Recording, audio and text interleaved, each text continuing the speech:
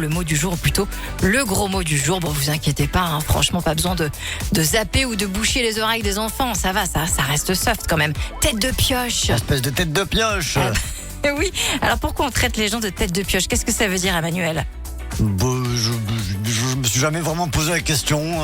Je sais pas Question vraiment. existentielle, tu Ouais. vois, sur Radio Star. Alors, Une tête de pioche, c'est comme une tête de mule ou une tête de cochon, hein, tout ouais, simplement. c'est quelqu'un qui veut avoir raison et qui maintient son argument, qui est têtu, quoi. C'est ça, une personne têtue, même fermée d'esprit aussi, tête de pioche. Il y a impossibilité de lui faire entendre raison ou même Alors. de lui faire voir autre chose que ce qu'il connaît, tu vois. Pourquoi on dit tête de pioche, du coup? Est-ce que Alors. c'est moins lié à la forme d'une pioche qu'à son utilité? C'est l'utilité là qui va faire son importance, Emmanuel. Alors déjà, l'expression existe depuis la fin du 19e siècle. À quoi ça servait une pioche?